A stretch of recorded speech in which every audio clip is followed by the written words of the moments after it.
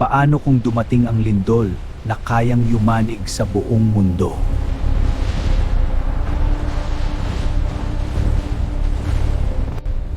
Sa ilalim ng Earth, may higanteng tectonic plates na patuloy na gumagalaw.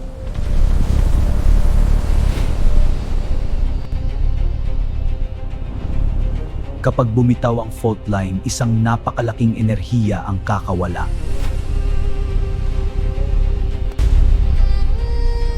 Habang naipon ang pressure, mas lumalapit ang posibilidad ng super earthquake.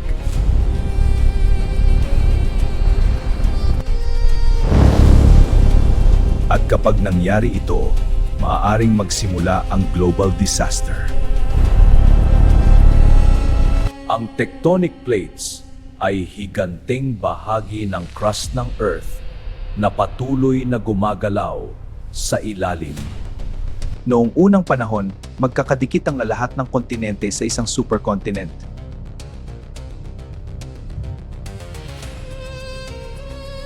Habang nagkikiskisan ng plates, naiipon ang pressure sa fault lines.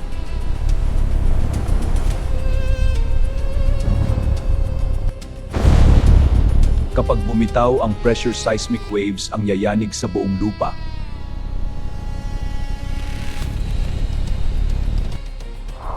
Habang tumataas ang magnitude, mas lumalakas ang enerhiyang kayang wasakin ng lindol.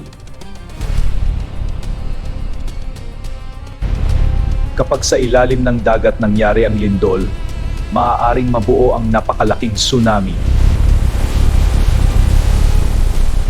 Ang paggalaw ng tectonic plates, maaari ring magpagising sa mga bulkan.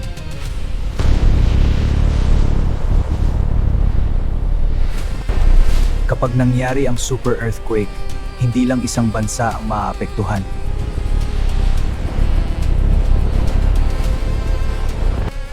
Kahit tahimik ang mundo ngayon, hindi kailanman tumitigil ang paggalaw ng Earth.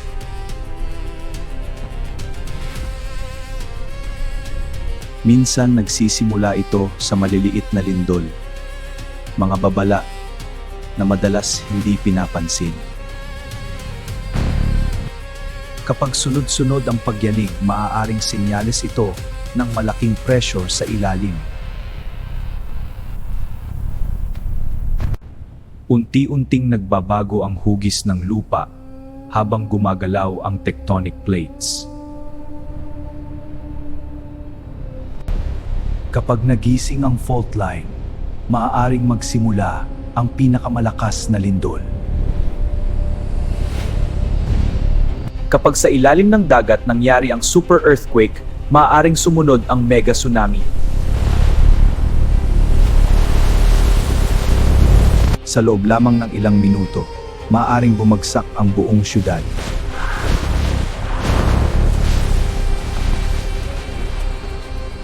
Ang paggalaw ng Earth maaaring magdulot ng chain reaction sa mga bulkan.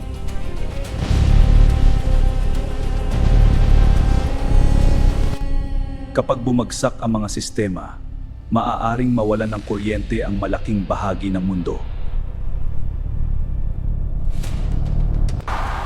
Sa puntong ito magsisimula ang global panic habang sinusubukan ng tao na makatakas. At kapag tuluyang bumitaw ang pressure ng Earth, maaring magbago ang mundo magpakailanman. Sa wakas, bumitaw ang pressure ng Earth at nagsimula ang super earthquake.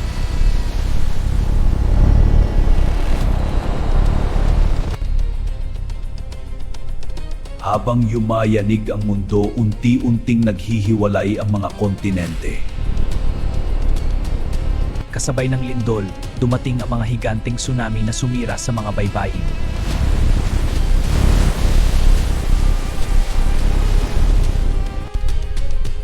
Pagkatapos ng super earthquake, hindi na kailanman magiging pareho ang Earth.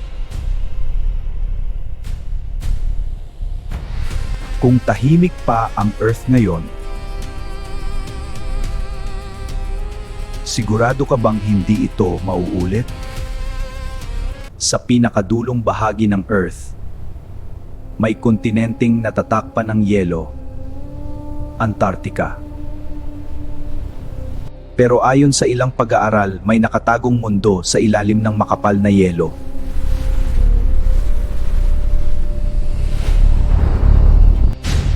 May mga nakitang hugis na parang pyramid na nagdulot ng maraming tanong.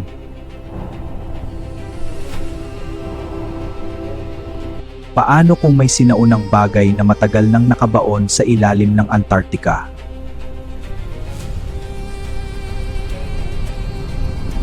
At hanggang ngayon marami pa ring naniniwala na may lihim na itinatago ang Antarctica.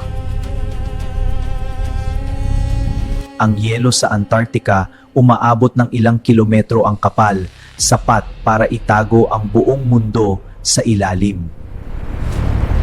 May mga lawa sa ilalim ng yelo na hindi pa nasisikatan ng araw sa milyong taon.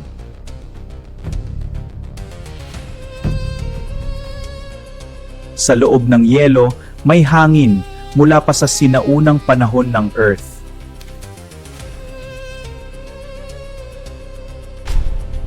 May buong kabundukan sa ilalim ng Antarctica na hindi nakikita ng tao.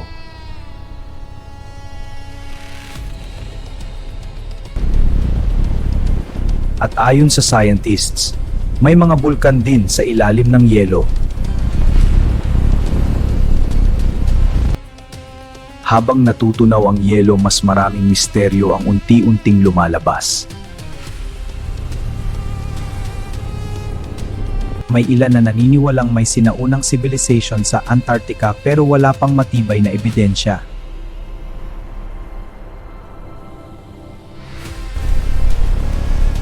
Ang lamig dito, kayang patayin ng tao sa loob lamang ng ilang minuto. Hanggang ngayon, malaking bahagi ng Antarctica ang hindi pa lubos na na-e-explore.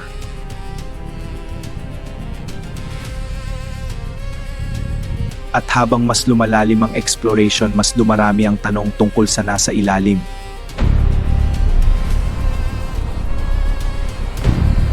May mga satellite images na nakakita ng kakaibang patterns sa ilalim ng Antarctica. Habang natutunaw ang yelo, mas maraming bahagi ng Antarctica ang unti-unting nabubuksan. May ilang researchers na nakatanggap ng kakaibang signals mula sa ilalim ng yelo.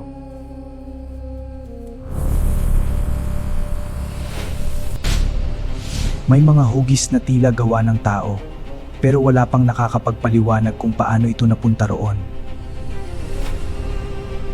Sa ilalim ng yelo, may mga lawa na nakatago sa loob ng milyong taon.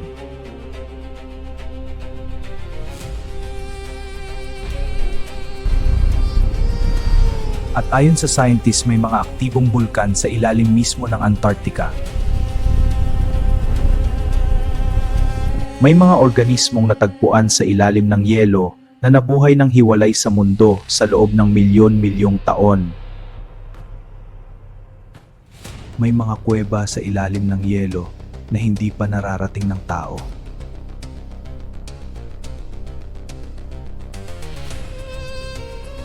At habang lumalalim ang exploration, may ilan na nagsasabing parang may nakamasid mula sa dilim. Sa puntong ito, isang bagay lang ang malinaw, hindi pa natin alam ang lahat ng nasa ilalim ng Antarctica. Sa ilalim ng makapal na yelo, maaaring may mundong matagal nang nakatago sa tao. May mga estrukturang tila hindi gawa ng kalikasan na hanggang ngayon ay misteryo pa rin. At sa kailaliman, may ilan na naniniwalang hindi tayo nag-iisa sa ilalim ng Antarctica. At bago pa ito makita ng malinaw, bigla itong naglaho sa ilalim ng yelo. Kung hindi pa natin na-e-explore ang buong Antarctica, paano natin masasabi kung ano talaga ang nasa ilalim? Sa ilalim ng karagatan, may lugar na mas malalim pa kaysa sa Mount Everest. ang Mariana Trench. Dito walang liwanag, walang tunog. Puro kadiliman lang ang makikita. Pero ayon sa ilang ulat, may kakaibang bagay na gumagalaw sa ilalim.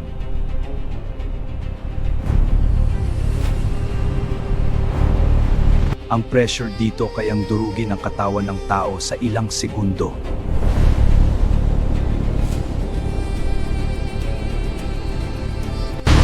At hanggang ngayon, may tanong pa rin ng mga tao, may halimaw ba talaga sa ilalim? Ang Mariana Trench ay halos 11 kilometro ang lalim, sapat para lamunin ang Mount Everest. Sa ilalim ang pressure ay higit 1,000 beses kaysa sa nasa ibabaw ng dagat.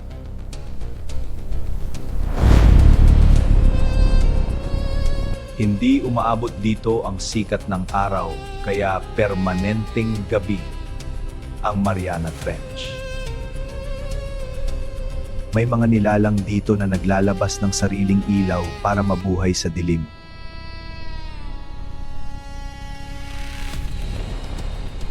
May mga naniniwalang may higanting nilalang na hindi pa natutuklasan sa kailaliman.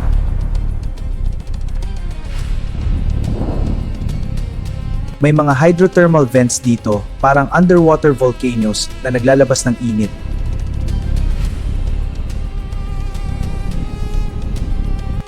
Ang ibang nilalang dito parang hindi na mula sa Earth sa sobrang kakaiba.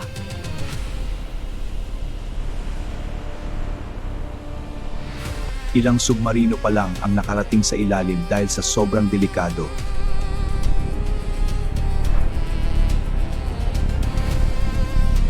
Mas marami pa tayong alam tungkol sa outer space kaysa sa kailaliman ng karagatan. At habang lumalalim ang tao, may pakiramdam na parang may nakatingin mula sa dilim. May mga explorer na nakarinig ng kakaibang tunog na hindi may paliwanag ng science.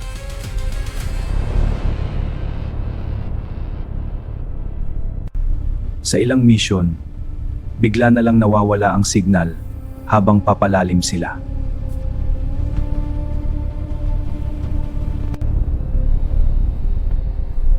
At minsan may nakikitang napakalaking anino na mabilis nawawala sa dilim. May teorya na may higanting nilalang sa kailaliman na hindi pa nadidiskubre.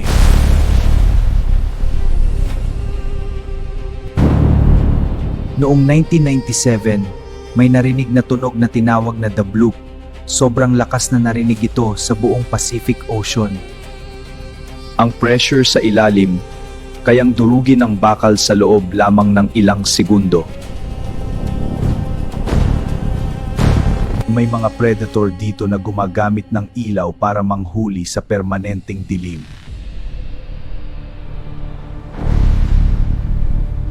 Hanggang ngayon malaking bahagi ng Mariana Trench ang hindi pa nararating ng tao.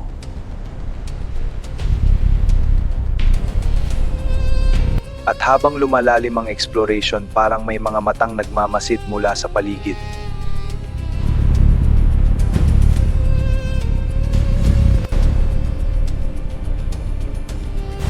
Sa puntong ito, isang bagay lang ang malinaw, hindi pa natin lubos na kilala ang nasa ilalim ng dagat. At sa kailaliman, may isang higanting bagay na unti-unting gumalaw mula sa dilim. Dalawang higanting mata ang biglang lumitaw sa lugar na hindi dapat may buhay. At bago pa makita ng malinaw, bigla itong naglaho sa kadiliman ng trench.